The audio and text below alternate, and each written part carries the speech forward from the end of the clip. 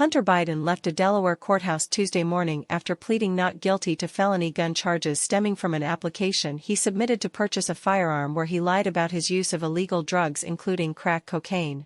The case, brought by Delaware U.S. Attorney David Weiss, tests the Justice Department's limits for prosecuting the son of President Joe Biden after multiple fiascos suggesting the handling of Hunter's case was influenced by ham-handed interjections by top officials within the Biden administration.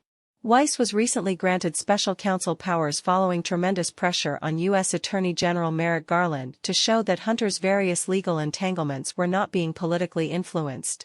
In the latest case, Hunter is charged with making a false statement in the purchase of a firearm, making a false statement related to information required to be kept by a federal firearms license dealer, and one count of possession of a firearm by a person who is an unlawful user of or addicted to a controlled substance. He faces a maximum of 25 years in prison and a $250,000 for each offense, followed by 3 years of supervised release. During the hearing, Magistrate Judge Christopher Burke agreed to let Hunter walk free so long as he sought employment, communicate travel plans, and refrain from using alcohol, illegal drugs, and firearms. He will be required to submit to random drug testing and enter a drug counseling program. Burke gave both sides until November 3 to file any additional motions in the case.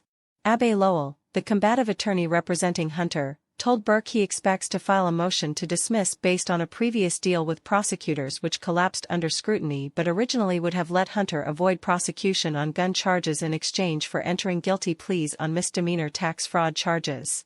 Lowell said he believes the previous arrangement is still in effect legally, and he has also filed a countersuit against the government arguing the Biden administration has embarrassed his client.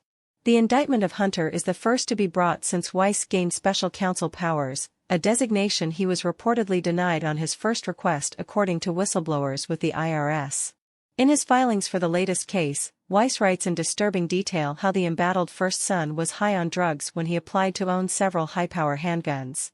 On or about October 12, 2018, in the District of Delaware, the defendant, Robert Hunter Biden, in connection with the acquisition of a firearm, that is, a Colt Cobra 38 SPL revolver with serial number RA551363, knowingly made a false and fictitious written statement, intended and likely to deceive that dealer with respect to a fact material to the lawfulness of the sale of the firearm, in that the defendant, Robert Hunter Biden, provided a written statement on Form 4473 certifying he was not an unlawful user of, and addicted to, any stimulant, narcotic drug, and any other controlled substance, when in fact, as he knew, that statement was false and fictitious. The indictment also states that, on or about October 12, 2018, through on or about October 23, 2018, in the District of Delaware, the defendant Robert Hunter Biden, knowing that he was an unlawful user of and addicted to any stimulant, narcotic drug, and any other controlled substance, did knowingly possess a firearm, that is, a Colt Cobra 38 SPL revolver with serial number RA551363, said firearm having been shipped and transported in interstate commerce. The purchase and denial of substance use were made 4 years after Hunter was discharged from the U.S. Navy for cocaine use. The ouster became a public spectacle for then Vice President Biden and led to major Democratic figures like California Mayor Gavin Newsom expressing their support for Hunter.